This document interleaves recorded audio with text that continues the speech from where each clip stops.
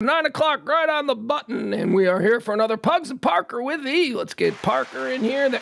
Why is he small? Look at him. Yeah, that's where you belong. Look at him. He's tiny. Look at how tiny he is.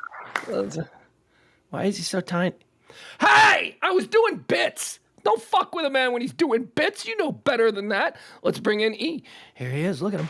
It's E. Ha ha. Now E don't fit. E don't fit.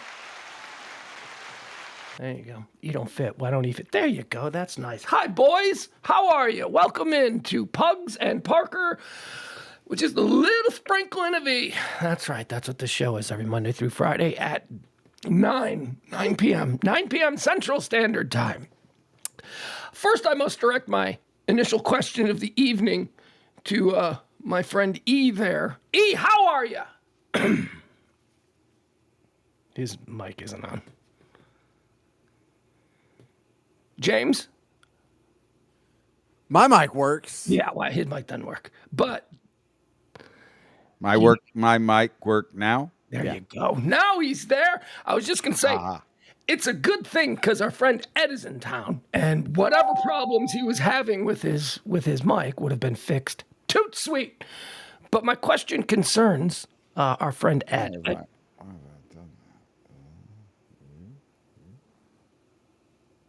I'm not really changing anything. Okay, go ahead. Yeah, we're having a conversation, so I know you just got distracted in the middle of the conversation and started to mumble to yourself. That was weird. No, you asked me what's going on, and I'm about to tell you if you really want to know. I got a whole bunch of crap going on. Well, I was not. Well, I'm not. Well, whatever. Hey, floor is yours when you want it. No, do we have a show? Do we have a guest? Like, how much time do you want me to fill? Because I could fill a whole friggin' hour. I'm sure you can. But I have a question for you that I would like to get off my chest initially, because our friend Ed is in town. Ed is, of course, the big boss man at Radio Misfits. Ed's in town. Ed just bought It's New Car Day for Ed. Yay! Who doesn't love New Car Day? I did. I loved getting in it. Oh my God. Inhaled. Oh, that smell. But I argue that, I don't know, maybe you have 10 cars in your life. I don't know how many cars people have. James, what are you doing? What was that look for? Too much or too little? I don't know, because to Emil, that's way too little. That is, Emil's already had 15 He gave cars. bug tussle. He gave you a bug tussle kind of eye roll. I could see that. Yeah, well, I just had a grandfather who I would see him twice a year, and almost every time he'd have a new vehicle. He was constantly rolling in and out of vehicles, and he was the guy that would flip one, and he'd find a deal on one, and he would buy it and sell it, and he would drive it for a month and then sell it, and then get another one, drive it for like 8 months and then sell it. So maybe 10 is a little short, but I'm thinking most people maybe keep their cars on average 5 years. 10 cars, that's 50 years. You're 66. Around about there is what I'm thinking. Okay. Anyway, I argue that that New Car Day is a top 100 day in anyone's life. And it doesn't matter which one. It doesn't matter. When you were 16, you got your first new car. Fucking great day, man. That was the best that you drove. You went out to your friends immediately, right? You're driving to all their houses. Look what I got.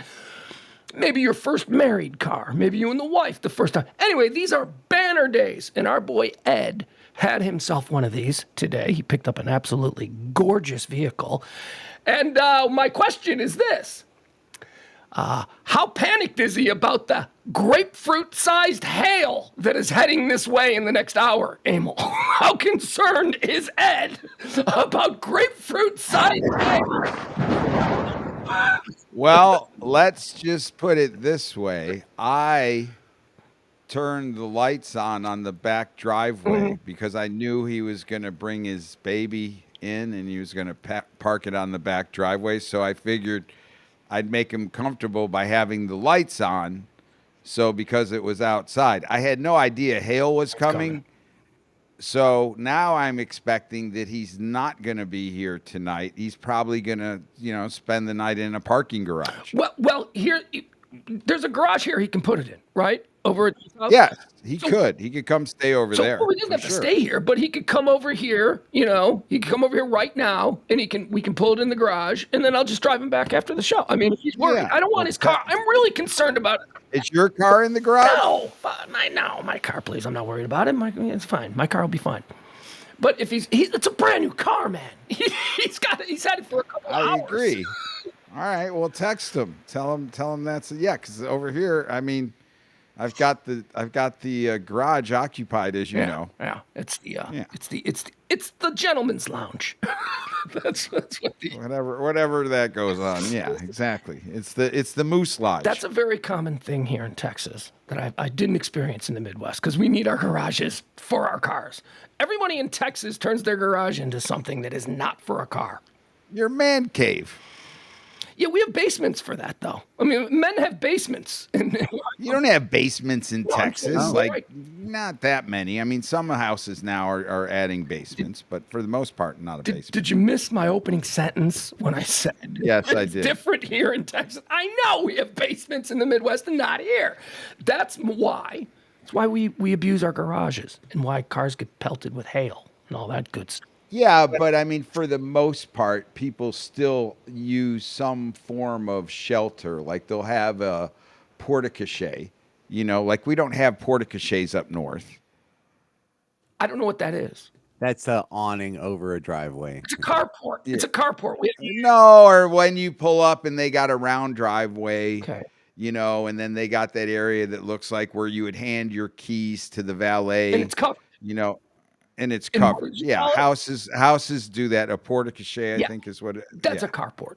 That is a very common thing, and a lot of normal working class people have it, and they call it a carport. I guess. Well, a carport is more, but you could have a carport that looks like the parking at an apartment complex that's just that metal scene and go, oh, that's my carport. Yes, and by calling it a fancy French word doesn't make it any different than what it makes me feel like it's not going to look like a carport. Right. Well, a carport is just simple, you know, it's open aired, but it's covering your car from the elements, so nothing will fall on them. Fancy E. Well, what would you call it at a hotel when you pull up there and they have that fancy carport thing? The valet. I don't apply any other name to it. It's the valet. Well, what is the structure? Yeah, that's the valet stand, but what is the structure under at which the valet stand is placed? I don't know. I guess I've never even noticed that there is a structure. How unpaying attention of you. I guess. Hey, where did James go? What the hell? He just popped up. He's probably out cleaning out. He's probably got his blower cleaning under his porte-cochere and bug tussle. He doesn't. He can't even pronounce porte-cochere. Porte-cochere? What a pretentious bullshit word. Or I don't know. I really may have made that word up. Did you? Because you should. I don't know. You should just pretend it's a real word. I'm going to spend the rest of my life pretending like it's a real word. As a matter of fact, the next time I go to a valet and I see something similar to what you've described, I'm going to go check out that porte-cochere. So now it's a thing. You know, it's like nonchalant and chalant. Like if I take the porta, like is it really porta? Like how does it get the porta potty and porte-cochere? Like, Well, I think those are French words. is that like a gathering part, like the porta in the porta potty and the porta in the porte-cochere I think are somewhere you get underneath a structure, and then the potty is obviously you going potty, and the cochere part, I don't know. Hold on. Porta. I think that means. Hold on. Let's see what that means. How the F did I get on this when I wanted to talk about my damn car What I mean in. truck? Ugh. Is that French? Why wouldn't French be a? Hold on. We gotta wait for James to come back anyway. I think he's rebooted. Yeah. How do you like this show prep right here? Porte-cochere. Okay, so porta in French means portail, barrier, entrant, or temporary doorway. So that's a porta. And then what's the other word? Cochere? Potty. Temporary door. Well, but I'm saying, is that how they constructed it? I don't know. Porta cochere. Hold on. Let me see if that's a real word. Let me ask Google. Porta cochere. to Wikipedia, Google LLC is an Okay, American that's not, multinational that technology is not what I asked. Not very helpful. You heard what I asked. This is crazy. Hold on, here we try it again. Porte-cochere. 12 porte-cochere ideas. Yeah, dude, it's a thing. All right. I don't know what I would call this. Guess what it says? A porte-cochere is a French name for a carport. Exactly what it is. Well, there. I didn't know I spoke French so well. There you go. Coach, it's Porte, Porte, Cochere. Cochere is coach. That's like, so car.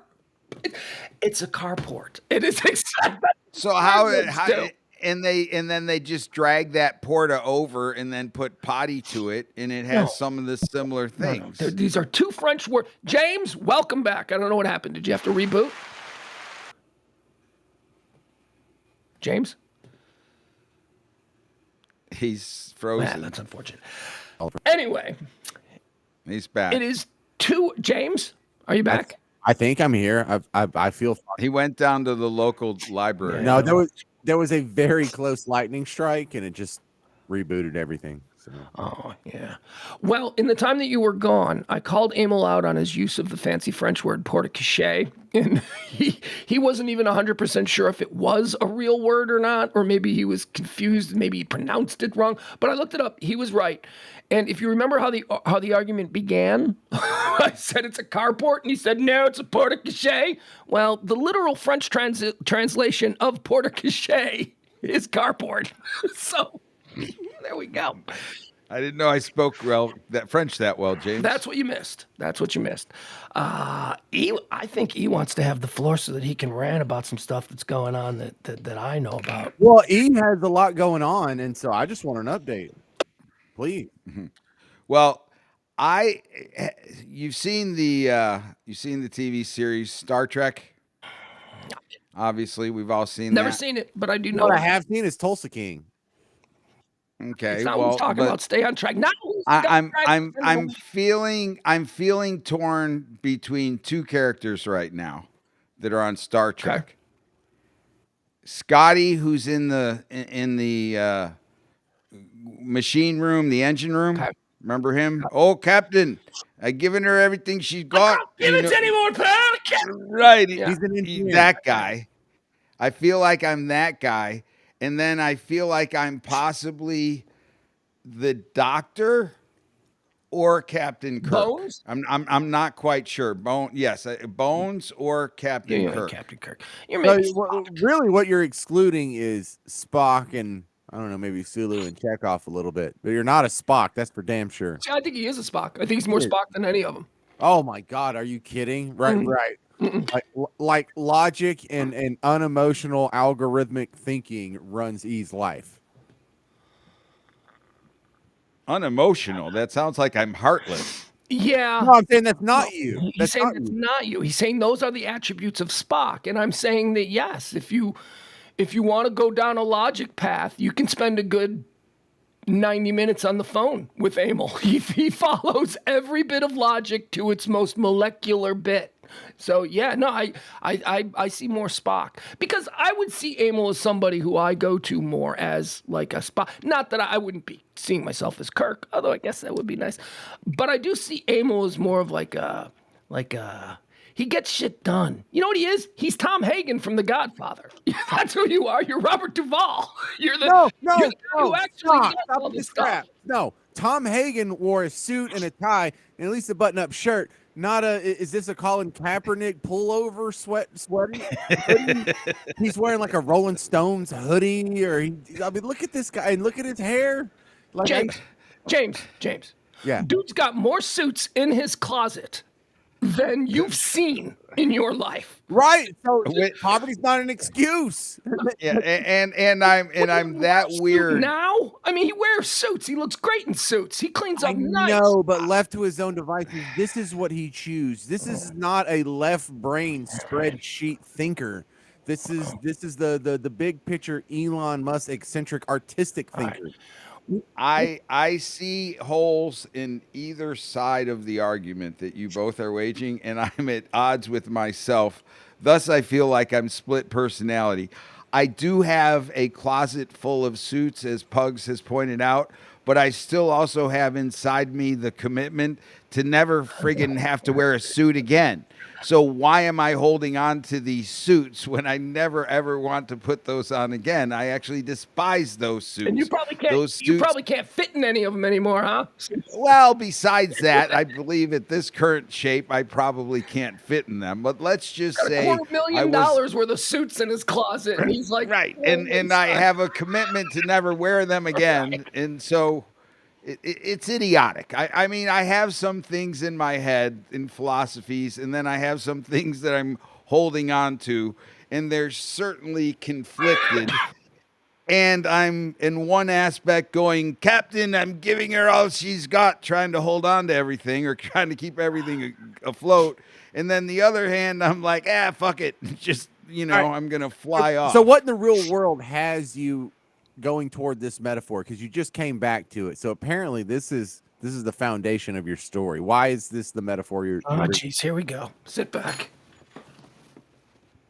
Which story would you like to hear, James? Would you like to hear the most recent thing that's pissing me off? I was thinking there's just sort of the different hats you have to wear now that you're the proprietor, you're the owner and operator of a legal pot farm.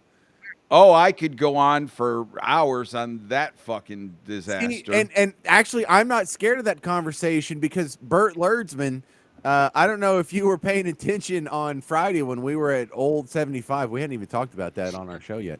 But when we were there, Emil and Brandon from Sunbrew were having a very informative conversation on where the laws and regulations are with legal weed in Texas, Oklahoma, and at the federal level. And both of them have had a depth of knowledge that I thought, man, if I could just record this and edit this down, this would be an amazingly informative show. Hold on. Let me just interject here for a moment because I had a long conversation with Brandon today about some things. And you have no idea how similar Brandon and Emil are. And I don't know that Emil wants to see that or whatever. I have no problem with that. No, of course, I know, because you like each other. You guys are friends. You don't know each other all that well, but you guys get along fine. But what I'm saying is, maybe that's not... I don't. Maybe you, because he's younger than you, and you're just a whole different, kind of animal. I like Brandon. No, I know that. That's not the question. I think he's got good street hustle. And that is what you guys have in common. Exactly. You are the exact same hustler. And let me tell you how bizarre it got today.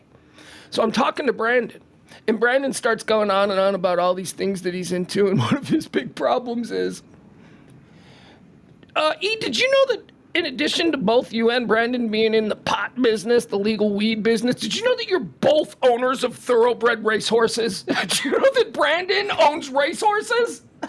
No, I had no idea. I had no idea. And I'm like, you and Emil gotta talk. You guys could talk weed, you could talk racehorses, you could talk banging smoke show chicks, because both of you have that in common. So... I don't know. I just thought that was weird. He tells me about his racehorses, and I'm like, do you know that Emil owns racehorses? And he's like, no, I didn't know that. No. Well, tell me about him. I go, I don't know anything about this stuff. I talk to Emil about it. I don't know. So we use YouTube, right? Mm-hmm. Yeah. All right. So if I said to you guys, hey, let's pull up a race and watch it, a horse race and watch it, and I explain to you what's going on, mm-hmm. That would be like a funny, 2-minute bit, 3-minute bit, 4-minute bit. Okay, so what is the story? What is going on? So, I own a horse. Wait. I thought we were talking about the pot farm. Are we talking about the pot farm, the horse, or the car? You want to talk about horse racing? Hold on, we gotta spin the wheel. What do you want? What do you want me to go? I can go Scotty, the Bones, and the Captain Kirk.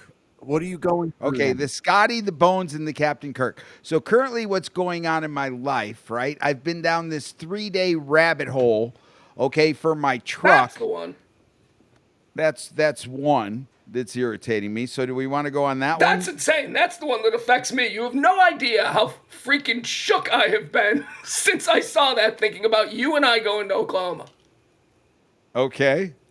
So James, I'll I don't fill know you what's in, going on because I right? haven't seen y'all since Friday. I don't know.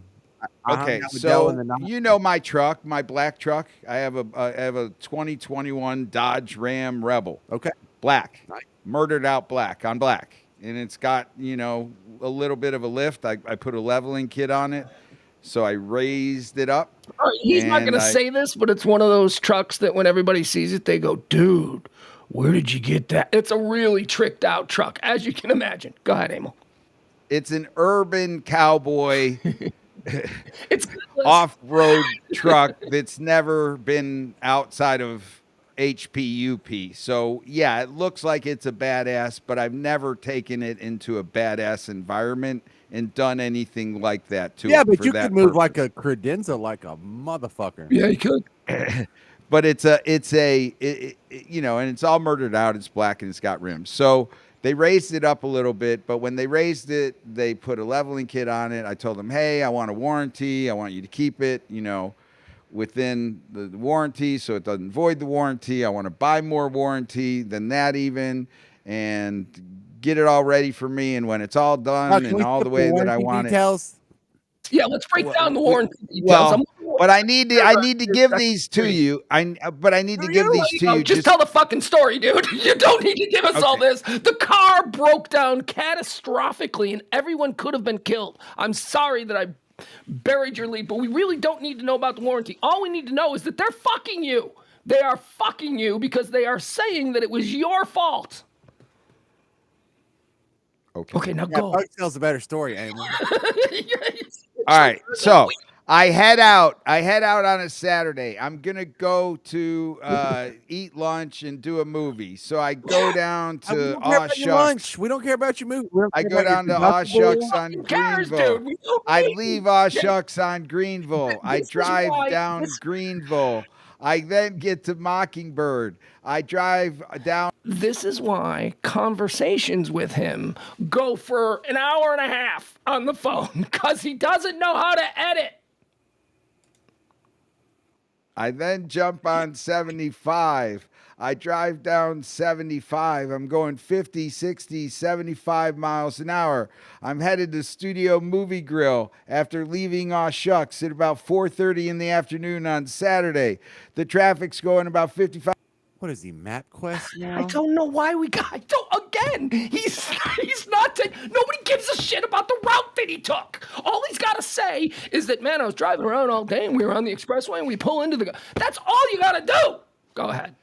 Okay, so I exit and I'm in the service road and I go over Royal and I pull into the Studio Movie Girl parking lot and I look for a parking space. And oh, by the way, I'm front row Joe. And so I get there and there are no parking city titties and every line is painted on the ground. So there's no obstructions. And I pull in and I get in my car and I go in and I watch the movie. And I come out after the movie and I'm being the gentleman that I am. And I'm going to open the door for my wife to get in the truck. She gets in the truck. My kid gets in the back of the truck. I get in the truck. I back out. And as I back out of the truck, my truck feels like, wow, it's unlevel. Like I'm kind of crawling up something. So I'm like, wow, that doesn't make sense. So I back up a little bit more. It still feels unlevel. I'm like, wow, that doesn't make sense. I decide I'm going to go forward. I go forward. It's still unlevel, but now it feels like I'm pushing like one of those city titties underneath my truck.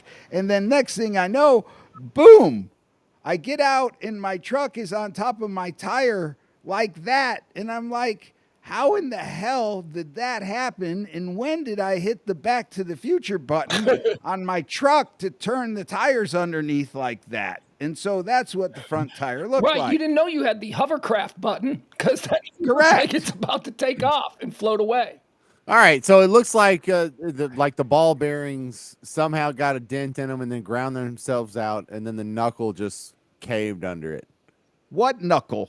The thing that you pack the bearings into that sort of holds it to the axle. The universal ball joint that holds up there. At the I'm top, sorry, I don't the know the proper controller. terminology. Yeah, that broke. Yeah. That broke. Right. So the part where I'm going, hey, I'm going down 75 at 75 miles an hour and 50 miles an hour, and I'm rolling into this and I'm doing that. How the hell, okay, did I get there if that thing was broken? Think about this. That's all crazy, and we'll get into that stuff. But you and I were supposed to be driving to Tulsa after our little thing on Friday. We would have jumped in the car, we would have gotten on the highway, and we would have driven up to Tulsa. Now, we didn't end up going to Tulsa, but you left the old 75, and you drove home. Let's say that's 15 miles. Right. That's what I did. I drove home. Let's do another 15 miles just around town, 30 miles you've put on it. And let's even go another 10 miles. Okay, so let's say 40 miles. We would have gotten 40 miles north of Old 97 on 75 when that thing would have happened to us at full speed. If we're going by, the amount of time that it took for it to have this catastrophic failure. Old 75, but yeah, you're right. We could have, it could have been really bad. And now that's why I've been shook by it. I'm like, holy shit, man, that is a real Yeah, and you're telling me not to tell the story about when I left Aw Shucks, okay, and I drove to the Studio Movie Grill at 70-some miles an hour on the highway, and I go in, and my truck is absolutely fine. Yeah. I get out, and I go and I back up 10 feet, and then I try to go ahead another 10 feet, and my wheel is down. So now I'm like to myself, what in the hell happened, and how in the hell could this wheel have fallen off?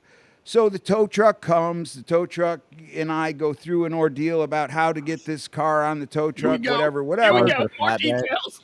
What was his name? What was the tow truck driver's name? Where did he was wearing? This is important. This is all important. You don't see it now. It is. You don't see it now, but it is important. So we go through the whole way that we're putting the truck on the car and this, that, and the other. And then I have the car sent over to the dealership where I had the tires put on and the lift done. So next day is Sunday. I don't gonna hear from them, but I want to go by and check on my truck. I go by and look at my truck. I see that the tow truck driver put it down there, left the window open, lights were not on. So I went home, got keys, jumped back in it, and it's now back with the tire down. Pugs has those pictures. You can show those pictures, Pugs. Here you go. So that was the way that you found it. I found it at Studio Movie Grill. This is the way it now appears at the dealer. Okay? I like how when he gives direction. Yeah. Pull it up, George. Well, if y'all don't like my storytelling, then I can't help it. I love your So stories. that's how it looked. Kind of love it. It's just irritating. That's how it looked at the Studio Movie Grill. Now show the picture of how it looked at the dealership with the rim straight up in the car, in the truck sitting down. What it's like to hang out with him. I only have the two. I only have two pictures, so I only have these two. I don't know if this is the other one you wanted. Same thing. Go. Okay, no, there's one where it. So you don't have. Yeah, no, you only sent me two pictures from that time. Okay, so anyway, so when the tow truck driver takes it over there, he sets it down, and the truck is now sitting essentially on top of the tire as if it would have been attached, but it's lowrider version because it's sunk down because it's not attached. So that's the way it's sitting. So I call them and I tell them what happened at the dealership. They're like, okay, we'll go and we'll do some research and we'll inspect the truck and we'll call you back. 4 hours go by. They call me back. They're like, you hit something with the vehicle. That's how the tire fell off. I'm like, I hit something. I'm like, I didn't hit shit. Like, I was driving this car. That's why I went through the whole place where I was, what I did, got in the car, did this, that, and the other. And they're telling me that I hit something. Now I need to call my insurance company to file a claim. There is no damage to the plastic molding. There is no damage to the lights. There is no scratches. There is no sign on that car anywhere in the wheel well or around the wheel well, the first front quarter panel, whatever you want to call it. There is no sign that indicates that he hit anything. That thing looks like it just collapsed. That thing looks like it's either faulty parts or a bad installation. Now, this was aftermarket, right? So this wasn't... Well, no, at this point, I don't know it. So it was supposed to be... Not like... So, no. Right. So it's supposed to have been factory approved OEM parts to lift this Dodge Ram up under 3 inches, and those are Mopar parts. Well, what they did was they used non-Mopar parts to lift it up. And when I bought more warranty, they had actually voided the warranty by using non-OEM parts. So they sold me a warranty that effectively Was voided by the was parts you used. useless, was voided by the parts I used before I ever Well, you do it. left the dealership. Sure, they So warranty. They get the extra money when you're right there getting your new work done. You're all excited, and then they know full well that they're using parts that will void that warranty. So fuck you. That's basically what it is, and that's what. So I did what we tell all the audience and the listeners to do. Call for I got on the phone and I said, "Hey, I'm going to dial an attorney that I know knows a little something about this, and I'm going to dig into like, hey, what's going on here?" So got some attorney advice, made a phone call, and basically at that point, the response back was, "Hey, oh my God, thank God that nothing happened to you. You were very fortunate that that particular incident happened there in the parking lot. And we're not talking to them about a larger damage case, somebody else getting killed by that flying tire, whatever. And so right now I'm going, wow, I'm really, really thankful that didn't happen. But now at the same time, I'm getting pissed because I'm thinking about, oh, so you use these non-approved parts that ultimately created this mechanical failure, hypothetically. And now you're trying to get me to file this on my insurance because you voided the insurance claim? Yeah. What? Oh yeah. What kind of nonsense are we doing here? Where is this? Uptown? I'm not. I don't. Let's not throw them under We the got grease 17 yet. listeners right now. What do you want? Okay. Well, yeah. It's right across from Love Let's Field. let's give these people a little something special. Yeah, it's name names. Yeah. We would love a cease and desist. Maybe they can get us some press. That'd be cool. Yeah. Let me fill in a little context here from my knowledge of Emil's dealing with this car and stuff like that. He had it in the shop last year. He had it in the shop. Just some minor work being done. Maybe this work. I don't even know what work they had. Not this work. Had it in the shop there, and the car, James, was in the shop for months. Do you know why? Because the guy who was fixing the car committed suicide, and nobody went to work on the car after the guy who was working on the car committed suicide. Well, that's not even really the accurate version. That's the version of that. That's close to what it. Yeah, and that's what you know, and that's close to what you know. What for 2 months the guy told me, the guy that ultimately did commit suicide, told me that the car was getting ready. I called him that week. I think it was Labor Day weekend, if I remember accurately, because I wanted my truck back because I think we were going to Lake for Labor Day. And he basically said, "Oh, your car will be ready Friday." And then I called Friday, it wasn't ready. He said it'd be ready Saturday. Called Saturday, it wasn't ready. I called him on Monday. I said, "Hey, where's my car?" Didn't hear from him. Tuesday, I text him, and his family texts back on the phone, "Hey, we're sorry, so-and-so took his life over the weekend. If you need to know about your car, call the car dealership." So then I called the car dealership a week later because I wanted to give him a week because the kid committed suicide. I figured, hey, they aren't going to know about my car, and my car's not priority. I did that, was very nice to him. Pugs will tell you I was for a number of different weeks. And they were like, "What? Your car? Nobody ever got started on your car. We didn't even know what your car was here for." So we just ignored it. And so we ignored it.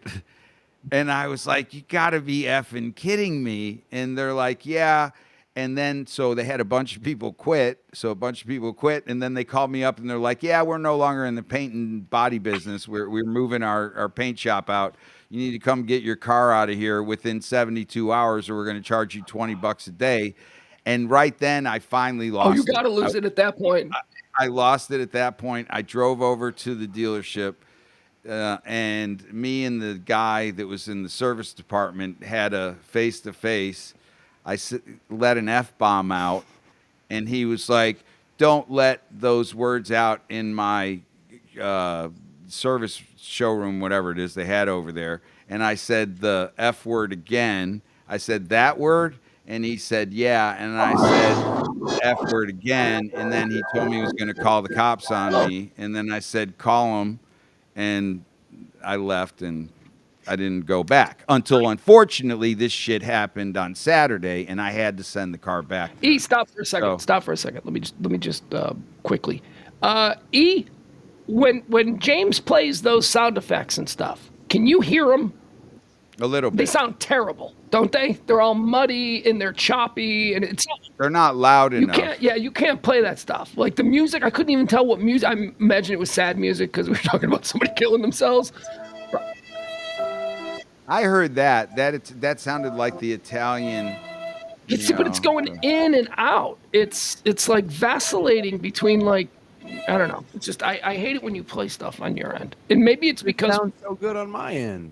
yeah, I know, and that's the trick. It probably sounds fine, but it's real bad. Chat room when James Yeah, plays stuff what does it that, sound like to the weird, chat room? Because if it sounds good to them, then there's not a problem. doing As long amazing stuff over here. I wouldn't do this lightly. I just as a matter of fact, James, I thought of a good bit there when Emil was rambling on. Wouldn't it be funny, since you're the one that can edit, take one of his long rambling stories and edit it down to a good story and just show him how it could be a good story without all the what you had at brunch and who was sitting there and how long But It'd unfortunately, be like you 6 need seconds. I was you need some of these details. Screwing me. All right, so everybody, You need hold on. you need some of these details in order to understand the leverage points. All right, everybody, shh. All right, James knows this. James does this really good. I am the default center of this thing. So when somebody else talks, shut up. Don't talk over them. That is right, James. That's rule number 1 in radio. Don't fucking talk over people. If somebody is interrupting you, you just got to be interrupted. Just because the ultimate thing is, it's got to sound right. And when two people, so please don't talk over me. James, the chat room is saying that it doesn't sound good. Okay, I can't see the chat room, so I'm sorry. Oh, you can't? I'm sorry. Is it not married, or is it because I don't know why. you don't have it on your think side? you would- Yeah, Sure. Barney says it's not good. Leslie says it's staticky. Whitney says it's choppy. So, All right, never mind. yeah. It's just irritating me. Okay, I'm sorry. Go ahead. Tell us, where are you? No, we're here at live practice. I like that we're doing this. Is good. So we're fighting the guy. We're fighting the guy now in the showroom. It's the one car service department in America where people don't swear. Apparently, I mean, when I think of service departments, I imagine a lot of F-bombs throughout the day, but okay. Yeah, he had a problem with me f-bombing. I once I knew that was creating a problem for him after all the problems he had given me. I gave him a few more f-bombs intentionally. That provoked him in a way where, neither of us were backing down, and so he told me he was going to call the cops, and I said something probably to the effect like it wouldn't be the first time, and F you again, maybe. Well, let me ask you this. Let me ask you this about that whole thing. Was that when you dropped me off too? Yeah. I think. Yeah. Yeah, I think so. Let me ask you this. But you left, and that's when I was getting the cops called. Let me ask you this. Mm-hmm. Hold on as I try to. This system. I don't like the system. So you're a grown man, and you find yourself in situations with another grown man, and maybe a couple of bull mooses are starting to puff up their chests a little bit, and it might go somewhere. You evaluate the other guy right away. Could you take him? Did you think you could take him?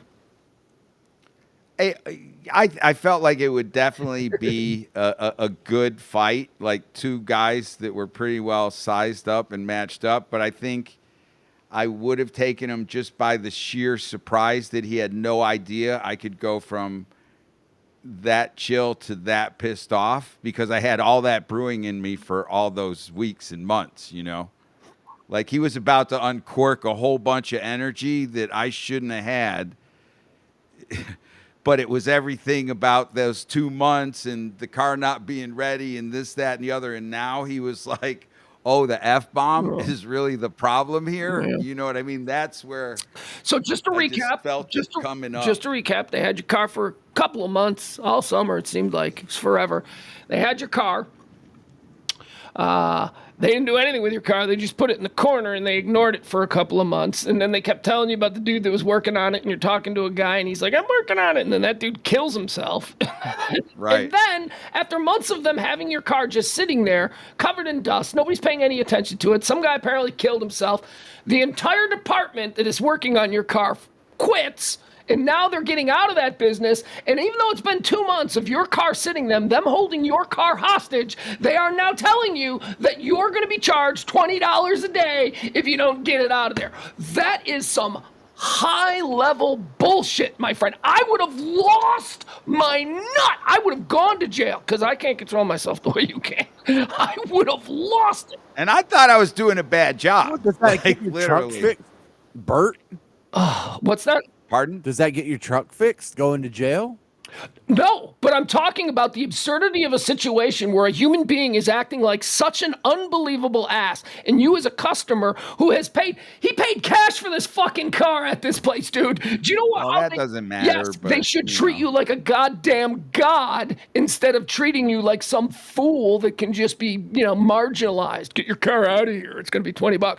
That alone, James, would have set me off. Yeah, I would have fucking lost my shit. Well, sometimes I wonder though, and honestly, and I don't feel bad, because I do intentionally walk around looking like this because I don't care. But sometimes I wonder if they do judge me by my appearance, and then just go, fuck this guy. I think you're one of those guys that people underestimate at their own peril. And I think that a lot of that affectation is stuff that you've concocted on your own. Your hair is your choice. You didn't always have that hair. The way you dress and the way you carry yourself, those are all choices. You didn't always look the same. Yeah, I don't wear suits anymore. Like I consciously make a decision that I am not going to get dressed up if I can avoid it at all costs. But I think there are people, and actually here, I don't have any real examples, but it seems to me that there may have been some examples. I think that there are people who have come to me and gone, oh, Bruce is a great example. Bruce, when Bruce told me, he was like, Emil's actually pretty cool. I wasn't sure that I liked. My point is that I think that people see you and they think something, and then they spend some time around you and they go, and they either hate me more or start to like me. Everybody likes you. I don't know anybody who doesn't like you. I mean, the macaroni grill guy, maybe. I don't know, but everybody likes you, right? No. Nah, dude, let me tell you something. Every time I walk into a room and I run into people, I get 2 questions immediately. What's up with Kelly? Followed by, what's up with Emil? I get that from everybody. And the difference between Kelly and Emil is when people say, what's up with Kelly, they say, what's up with Kelly? But when they say, what's up with Emil, they're fucking smiling. They're smiling because you're fun. Yeah, because any stupid thing could be going on. Right, exactly. something crazy could be happening. What do you got, James? Well, a couple things. First, did we cover the Kurt? Hi, Zach. Hey, Zach. Okay, so the Kurt part. Yeah. So we're saying hi? Okay. So the Kurt part is like, okay, then I have these other adventures where I'm supposed to be leading or helping lead the charge, i.e. the pot farm, right? And then things are just dropping out of the sky over there in remote Oklahoma. You mean rain? And well, no, like dirt and pots and clones. I mean, they're all arriving at this remote address. Well, metaphorically dropping out of the sky. I think James and I both thought that things with toads were falling from the sky. I don't know, biblical. No, but like things that are allowing you to start your pot growing operation actually are coming to fruition and are hitting this location that's 45 minutes outside of Tulsa.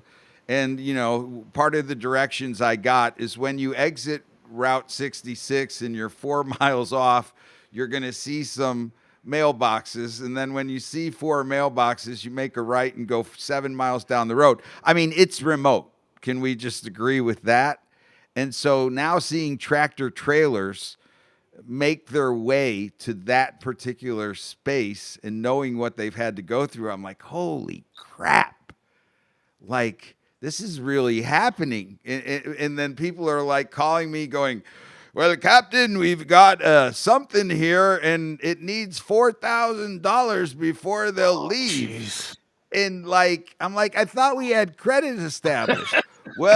Well, we did, but that was for the ship in LA that's the grower. And the LA grower doesn't have a relationship with the Oklahoma cartel of pot supplies. So it's turning into a money hole. Right. So now we want cash on demand, or we're not going to drop the stuff off. I'm like, man, we're back in the drug business. like there is no credit in this. You know what I Right. mean? It's like, So you admit you what? were in the drug business? Well, what I'm saying is what's supposed to be legal is acting exactly like it's illegal. Right. That's because of it's a special Hey, yeah, situation with it's fine. federal. Anyway, that's what I'm saying. It's seeming so like, okay, I'm over here and I'm working so hard at getting it done, and then I'm running back over here and I'm thinking like I'm not supposed to be the captain of this ship, but the captain of the ship is the only guy that can send the guys away from the door with 4,200. And so then you go back over there, and then it's like, oh, well, the clones are coming, and that's 10 of them at, however many. It's just, I mean, 348 of them. yeah. I mean, and again, just thinking of this in remembering like something like this that went on air, and I was just always like amused, but at the same time going, yeah, that's exactly what's happening. It was watching other hosts build businesses on air and then talk about it. Like, how many times was so-and-so that was a host building a bar? How many times was so-and-so that was a host doing a car repixing? You know what I mean? There's just some funniness to somebody that's where we who's were not a in month it. ago when we went to Roller Town. That's Ben and Skin's little business that they're building on the side. Russ had a bar that he was promoting on the side. That's quite a common thing. And Russ ever have a bar? Russ didn't have a bar. No, he had an auto Yeah, repair he talked shop. about opening a bar, but I don't think he ever had a bar. I had a bar. Okay. Maybe. Well, I know he had an auto repair I shop. remember him having bits about having a bar. Well, there was something he would. Maybe About building Yeah, a about bar. I building don't a know that bar. he ever opened. Yeah, I it. don't think he ever opened. Yeah, there was. okay. I remember all the talk about him, like the Steak and Ale or something like that. There was he was taking over some established place, and he used to talk to the people on the air or something. And I'm like, oh great, this dummy's gonna sink all of his money into a bar. That's what every dumb DJ who suddenly comes into a big bag of money does, and they all regret it. So popular. They all regret it. Because DJs aren't bar owners. And I don't know if you know any successful bar owners, but those dudes are at the bar all the time. It's an all-time thing. So, Yeah, I don't know, but well, and I think maybe it feels sexy. You know, All right. it's So why are you Bones? How did you put Bones in your metaphor? the doctor. Yeah. Well, because then there are things that are going on with these things that I know logically, or I don't want to say medically, I know that they need to be repaired and they need to be fixed. And so I feel like in that instance, I'm the repair guy, the fix it, before it gets That down would to be the Scotty, Scotty. wouldn't it? Or no? Well, but there's It's funny. overlap. There's like something that the existing ship can do, and then there's something that would allow you to get more out of the existing ship if you could fix those crew members that have got issues. Hello?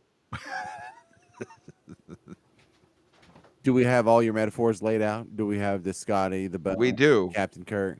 We do. Those are the three that So I'm struggling primarily with. swirl around your Tulsa King pot farm. No, this particular venture that we're all on is also, something that we're trying to work on that's stressful. Is it stressful? You work really hard at this?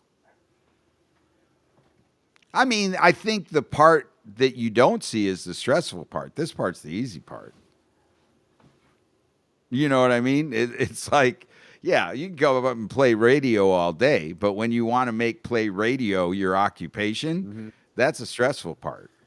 That's a part where you're going, wow, how do I keep this ball rolling and keep my income at a level that allows me to keep this ball rolling? And I think artists everywhere, whether you're an artist of voice, you're an artist of music, like instrument, you're an artist of painting, sculpture, whatever it is as an artist, or we'll just say a gig economy, you're always challenged to keep your artistic spirit alive or have to shoot it because you got to go to work for the man, and the man kills artists. Artists don't really die on their own.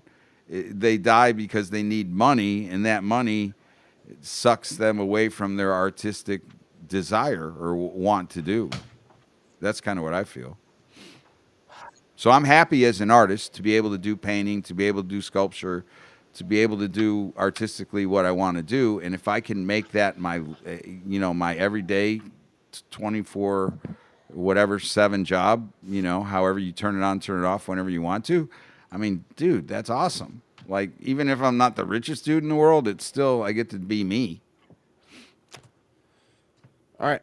And you guys know that. That's why we're all working together, in some way, shape, or form to get our artistic side out and not have to have our working for the man side.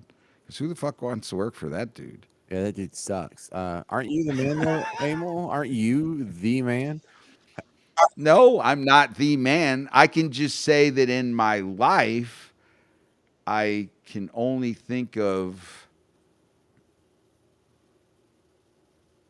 no time that I've ever had like just a job with the man without the man understanding that I work for myself. All right, Emil, So are you familiar with Praz? Does the name Praz ring a bell? Praz. Praz. No. All right. Well, we can. Fugees. Yeah, he's from the Fugees. He had a little bit of a. Don't want to stop me. I hated those who doubt me. A million refugees with unlimited warranties. Black Caesar, dating top divas, diplomatic immunities. No time for a visa. It just begun. I'ma shoot them one by one. Got 5 sides to read something like. All right, so Praz got in trouble for this. He apparently forgot to register as a foreign agent because he was funneling money from some Chinese oligarchs into politically connected people. Right? Wasn't this Haiti? Wasn't this a Haiti-funded thing? I think the Haiti funded stuff that got people in trouble. I think that was Wycliffe Jean. Praz is in trouble because he became buddy with one of these Chinese billionaires, and in the process, the Chinese billionaire, he's first he said, "Hey, I want to meet Obama. I want to shake his hand," and so he was like, "Well, I can probably arrange that." I was in the Fugees, and we were pretty cool about 10 years ago because this was in like 2008. I was in the Fugees, and we had like 9 months where we were famous, and then the talent in the band left and became a solo star, and nobody ever heard from us again. Yeah, and I have Lauryn Hill's cell number, but Want to see if Lauryn Hill responds to my text? And then some Chinese guy pays him.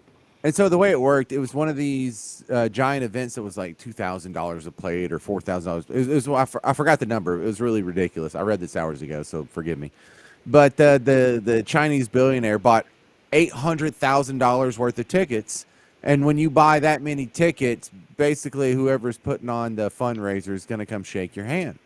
So he bought them through Praz, and and just to not make this political, he also did the same thing for Donald Trump. I mean, this is a Chinese billionaire. Whoever the president's going to be, I want to buy $1 million worth of tickets. They want access. They're buying access to whoever's sitting in the Oval Office. So for anyone who thinks I'm being political or Praz is necessarily political, this has nothing to do with it. It's just whoever's in the big chair.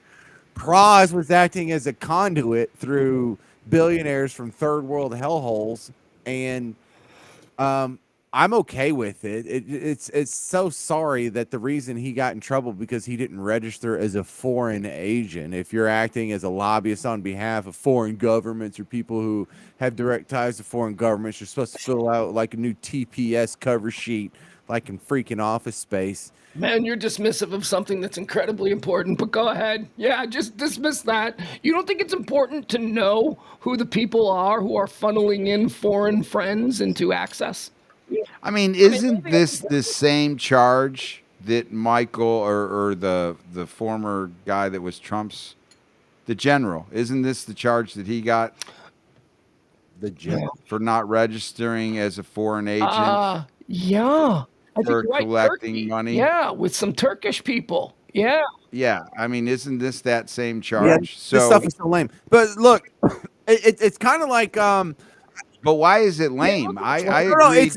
I agreed with the charge then, and I didn't like that guy. I'm probably more accepting of Praz being the funnel And these than a former general, because I think a former general's got more secrets, and I would not like to see him that cozied up to a foreign adversary versus this guy that's a black rapper. I don't think he's giving away military no, but secrets he's or has granting the access to potential. people that otherwise shouldn't have access. And if you're And I agree, and that's why he should be charged. But I'm saying personally, James, these are all corruption measures. How can you be against that? I mean, how don't we agree that corruption runs rampant, and we need more of these things? I think. oh no, I totally agree that corruption runs absolutely rampant, up, down, left, right.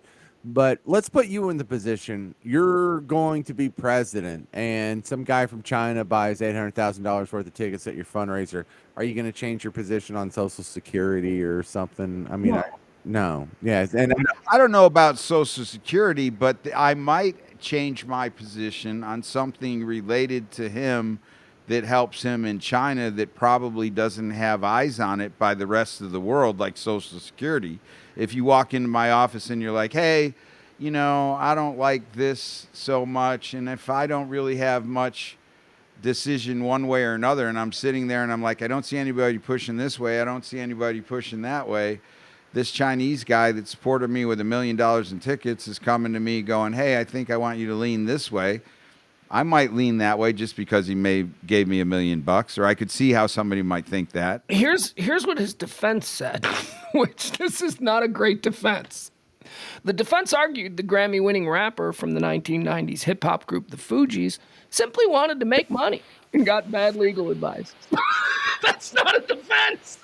That is not. If that's your defense, that sounds okay. Look, it sounds truthful. Yeah, exactly. No, but it ain't what you're paying $1,000 an hour to a lawyer for. I don't care if it's truthful.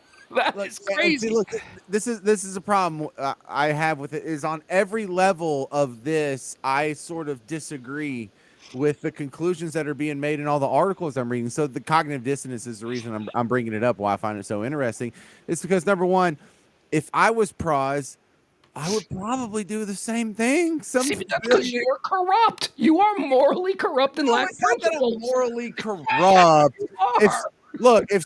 I mean, it feels morally corrupt if you're Michael Flynn, okay, and you're the general of what was the United States Army, and then you're all of a sudden engaged in talking to these people and representing their positions and not telling anybody that you're collecting money to do that. That definitely seems, to me at least, a lot worse than Praz, who's a rapper, going and get money from the same type of people and trying to sell influence. I don't think he has the ability. Right. And I think Abel's making the point better than I am, is the fact that in order to be buying influence, you have to be buying it from someone who has influence. You're buying it from the least famous guy in a rap group that was famous 15 years ago. And he really is the least famous. Yeah, he's the third most famous guy in the Fugees. Yeah. And so, I mean, what's a Chinese billionaire supposed to do? Never buy tickets to a fundraiser? Well, then let's make that a law here. But it's totally legal for some billionaire in China to want to go see Wayne Newton or whoever they have at some fundraiser, at some banquet, at some, I don't know, fancy ass place that I don't even know about because I'm in the middle class, barely. You know, and no one really believes. No one really believes Praz is some secret agent on the behalf of third world governments that is infiltrating our government and trying to hurt America. Well, now who's got dissonance? What do you mean nobody believes? That could very easily be true. He's an international guy. He's a pop star. He's the guy I would make a spy. And so his cover this whole time is creating full of hit songs in the late 90s. And not his cover.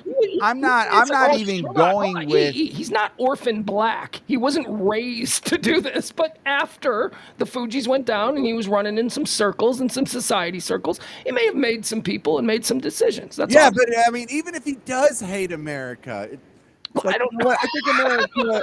Where does that come from? Is that what he's being accused of? Well, Hey, no, look, if you're a guy who's going to turn a blind eye or even be indifferent to the fact that some Chinese communists are infiltrating America and buying influence and undermining our country, just generally speaking, like. Oh, damn it. There he goes. He better come back. You better come back because I got something for him before we leave. No, I'm back. I'm back. Look, worst case scenario, let's say Praz really is a foreign agent. I believe America is robust enough to withstand the treasonous actions of the third most popular guy from the Fugees. We're cool. I'm fine. Whatever. Even if he did turn coat on us, I ain't worried about it. E, go ahead. I cut you off.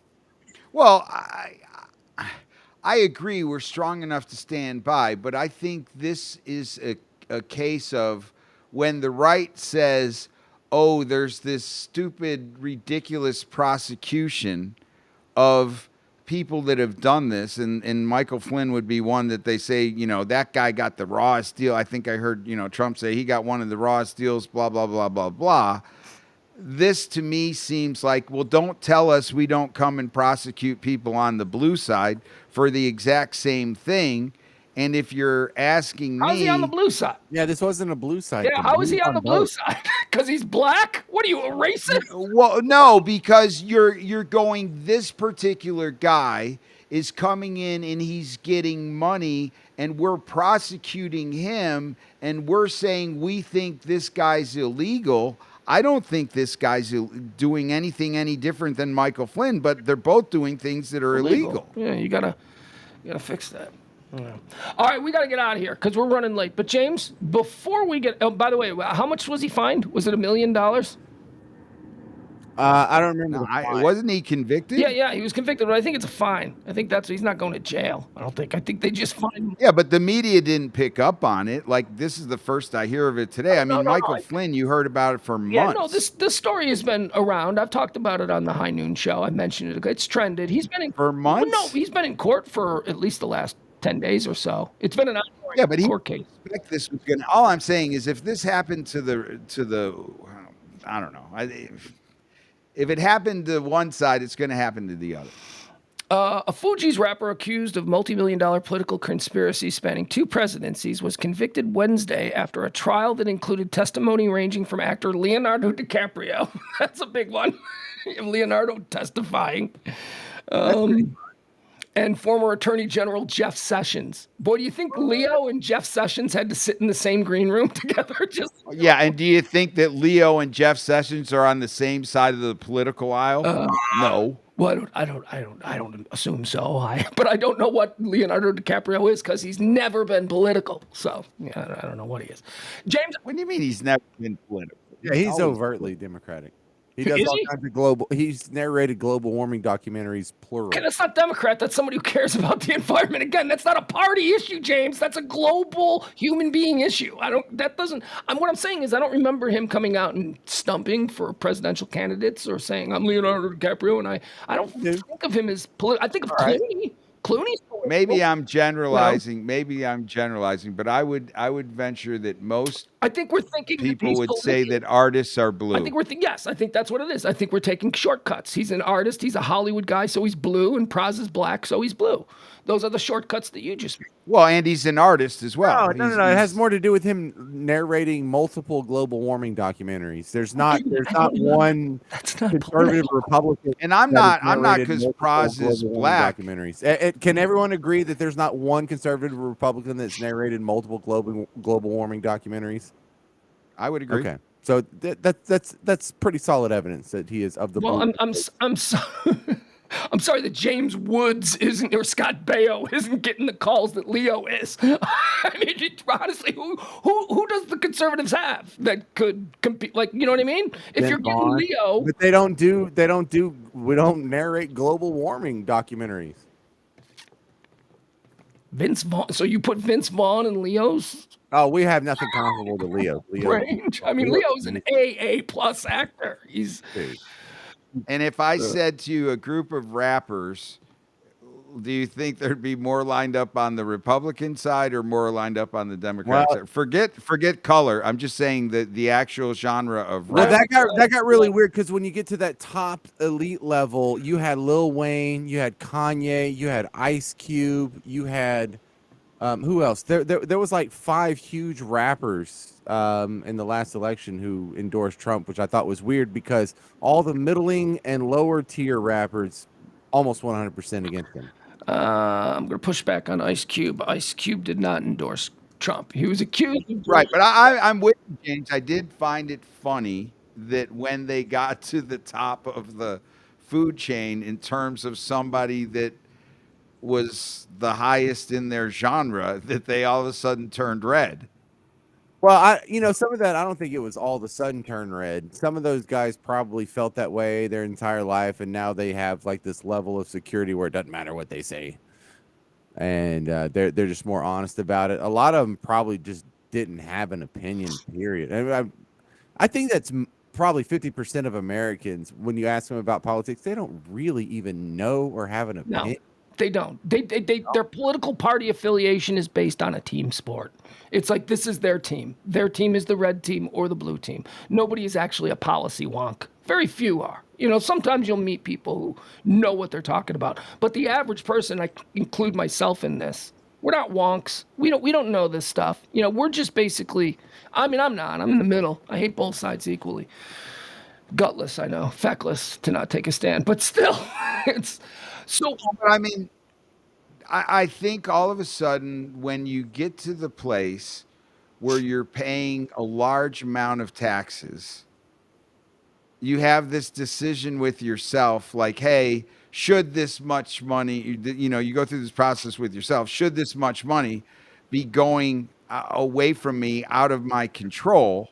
And then when that number starts to have 5 digits and 6 digits attached to it, I think that's when people go, screw this help everybody phase. I'm going to go more for me, less for everybody else. And that's when you jump on the, hey, I'm not for socialism anymore kind of bandwagon. So the Ice Cube thing, which I want to mention, he did not endorse Trump. As a matter of fact, I follow him on Twitter. I mean, I followed this whole thing. He kept saying, he's like, I would never vote for that man in my life. He did not endorse Trump. CNN, October 16th, 2020, rapper Ice Cube has said often that he would never endorse Donald Trump. And though this is not an endorsement, the rapper is causing a stir this week for working with the president on his plan for Black America. That's not endorsing him. That's just saying, I want to be involved in making it better. I'm trying to reach across the aisle. But he was going out of his way to say, I will never endorse him. So that's that's what I wanted to fix. He was literally on a team with Trump working on issues and saying positive things about it. Just didn't go to the final step of endorsing him for president. Oh, you got me so good. No, I call that working across the I aisle. don't call that endorsing him. I call that somebody who's trying to get involved in his community. I agree. I used the wrong word, but like you didn't have that previously. You didn't have Ice Cube working with George W. Bush. You didn't have any rappers working with George W. Bush trying to come up with some reforms. No, but you had Arnold Schwarzenegger joining the Clinton administration when he was a Republican. He joined the Clinton administration as the fitness director of America or whatever that was. With how many rap albums? No, but we're talking about celebrities and people who are known to be one party, as Emil said, working across aisles. That's all. Anyway. I think it's hard to maintain your party affiliation. Yes. If your income significantly changes one way or the other. For example, if you're a Democrat and you're not making a lot of money, when you start making a lot of money, holding on to those democratic principles takes more money out of your paycheck than if you were to jump ship and go Republican. What are you talking about? Are you trying to paint a picture that Republicans are the wealthy crowd? I'm trying to say, MAGA rally? What are you talking about? Because I'm trying to say that it's easier to stay a Republican if you're wealthy than it is to stay a Democrat if you're wealthy. I don't know. Look, I disavow the whole two-party system. I don't like it I'd like either, it to be but 10 parties. Let's get some real choice going. Let's get some real fights going.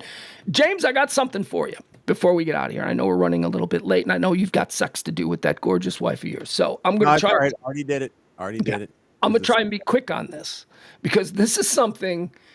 already did what you want to talk about, I hope. No, already smashed.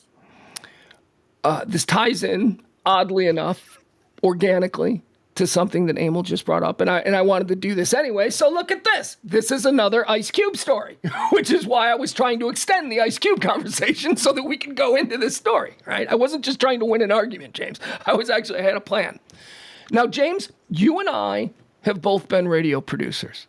And we know how difficult that job can be, especially when people are screaming, "Get this person on the phone," or "Hey, try and get so and so to call it," and you're just banging. Now probably you're texting. We didn't have that luxury when I was doing it. So you're just mad dialing calls. You're calling assistants. You're trying to land the guest, right? And it almost never works out. I mean, and you have to sheepishly go into your host, and you have to be like, "Yeah, I couldn't get it." And then they give you that look of disappointment, and you spend the next 48 hours thinking you're about to lose your job because you can't do it at the highest level, right? That's the stress of being a producer.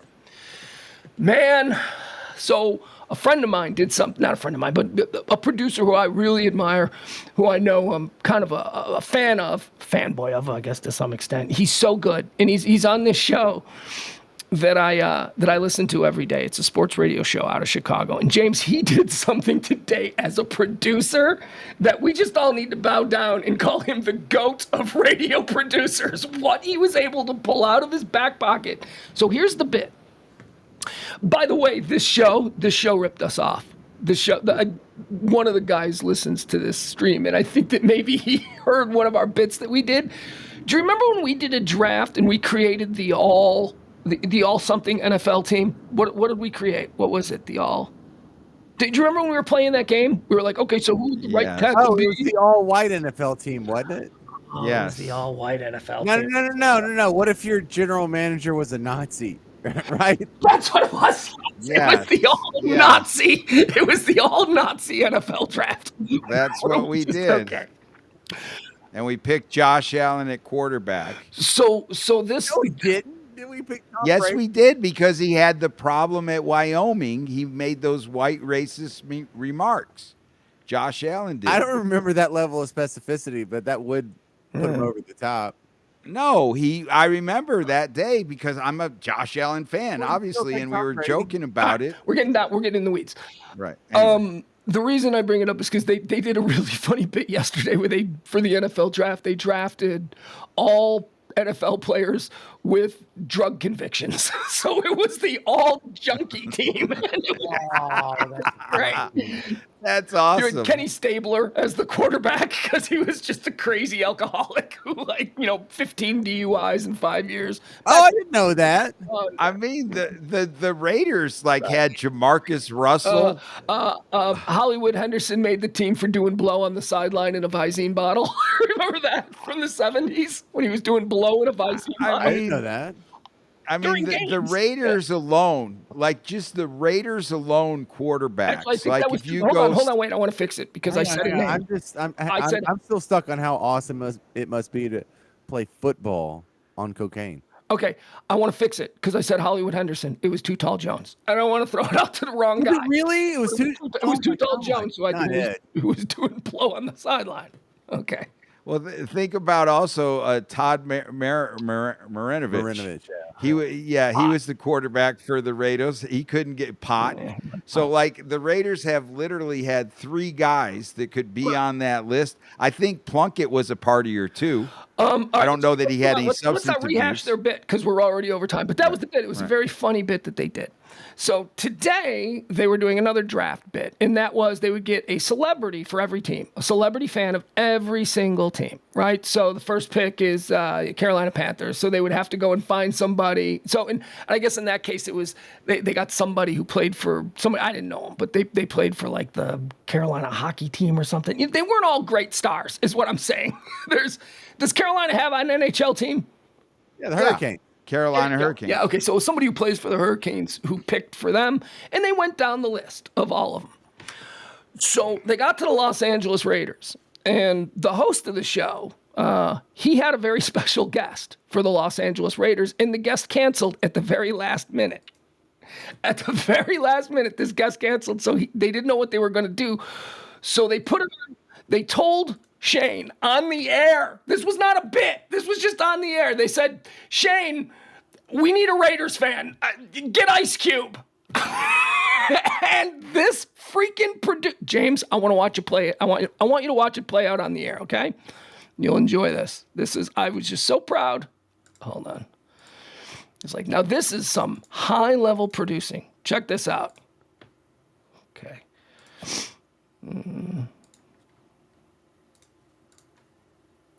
Twitter. Oh, man. It's time for the Las Vegas Raiders to make a pick. No way, Shane. Shane said if he cold texts this guy and he makes the pick, it'll be the biggest moment on the show this year. Representing the Vegas Raiders, Ice Cube. With the 7th pick, the Las Vegas Raiders select. We need some DBs, man. We need some DBs. I don't care. Cornerback, safety, top guy on the board, get him. So Christian Gonzalez from Oregon, probably top guy on the board. Can we have 2 of them? We need something to help stop Patrick Mahomes. Look, we need some DBs, man. I don't care. If the Raiders do not pick a DB or safety, I'm gonna have to fly to Vegas, man, and talk to Mark. Do you have a line to the owner? Like, can you text him right now and let him know that you need a DB? Yeah, I can do that. I can do that. What? I'm not going to do that, but I can do that. Everybody, Ice Cube! Come on, baby. Oh, man. All right. James, how about that for a producer on the fly? Ice Cube has no attachment to this show. He's never been on the show before. Ice Cube got a random text from a producer in Chicago who somehow came up with a number that he thought might be Ice Cube's number and texted him, hey, sports radio in Chicago would like to have you tell who you think the Raiders should pick. And he texted back, should I call this number? And they're like, no, this is the cell phone. No, here's the number. And the dude called back. Now, how puffed up do you think that producer's chest was walking around the hallway the rest of the day at that station, James? Yeah, and then 30 minutes later, someone poked him in the chest and goes, what are you going to do tomorrow? Yeah, right. He set the bar way too high. I knew you'd appreciate that. That is a good get, man. I can't tell you how many times I've just thrown out to producers, hey, see if you can get George Clooney on the phone. No way they're going to get somebody like that. Just, this dude fucking did it, man. Some people can produce. So we've been crossing over each other all night in this show, and that's kind of awesome. And so I didn't used to believe in this artistic, like, vibe stuff. Like, you know, when you get into your artistic mindset, like, that you're just in there, and when things are going right, they're going right. I don't know if you're an artist, you call it you're in the zone, right? So you got to get in the different zones. I feel like right now we're kind of in this weird artistic zone together, because today, dude, I was sitting at my phone, right? And I was scrolling through my phone because I had to find resources now because I'm in this war with the car dealership. And as I was going through my phone, I'm thinking to myself, I'm like, wouldn't this be a funny bit for us? Because we were scrolling through, like, who killed 1053, and, like, we were finding different people. As I was looking at my phone, I was like, it would be great for me to call this person that's in my phone and talk about some weird, crazy shit that we did, and then have the audience guess who we were talking to. Because I don't think, like, I've got some famous people in my phone, and I don't think that people would recognize necessarily who their voice was. But, like, I'd be able to say, hey, do you remember that one time we went down? Let's call celebrities in Emil's phone. That's a bit. I'd say we do that bit. Or I don't know a celebrity, but, like, somebody of influence you might be shocked. You got to give me your phone, okay? And then I got to scroll through them, and I got to take them all. and then we will call them randomly on the air here. And oh no, I guess maybe it should come from your phone so that they'll answer. Yeah, because that's how they'd have to answer. All right, but you got to show me your phone, and I got to tell you the ones that we want to try and call, because I think that would be fun. Like if we just called them up randomly and I said, hey, dude, if you don't want to do this, you don't have to do this, but I'm calling you randomly right now, and you're going to go live on the air, and I want you to tell what you think to be one of the most stupid stories that you know about with me. And they can throw me under the bus because I don't care. I like that. And then you might find it funny. I like that idea, and I say, let's do it. All right, good night, boys. I'm going to bed. There he goes. All right. Oh, there goes E. I didn't even get to say goodbye to everybody.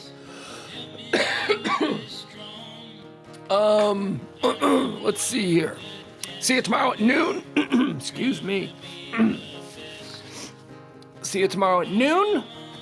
Feeling better. I think I told you today, even though I did puke again on today's show. Yeah.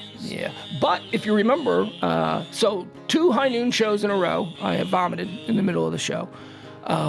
Today's vomit, if you remember, man, I rallied back strong. It was like I felt after I vomited this morning, or this on the air. Not on the air, took a break and walked away. After I did that, I came back. We did 3 hours today. The kid is feeling better. Still got the allergies, but that's okay. It's going away. I'm still all congested. I'm all messed up, but I'm feeling better. I took my pills at 6:30. That's why I'm a little bit amped up still. I'm telling you, this stuff is methamphetamine. It's straight up methamphetamine. I got nothing else. You guys got anything else? Yeah, I guess this isn't really a back and forth conversation. All right, love you guys. We'll see you tomorrow at noon. James Parker, E the Artist. I'm Pugs Moran. We do this every Monday through Thursday at 9 p.m. See you tomorrow. Tomorrow at noon. And again, back here tomorrow at 9. Bye, everybody.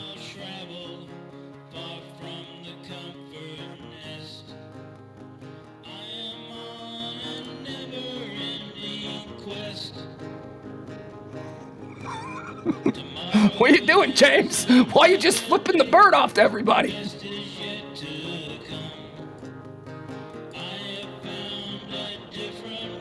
We're looking at James. He doesn't know he does know we're watching. Oh, okay.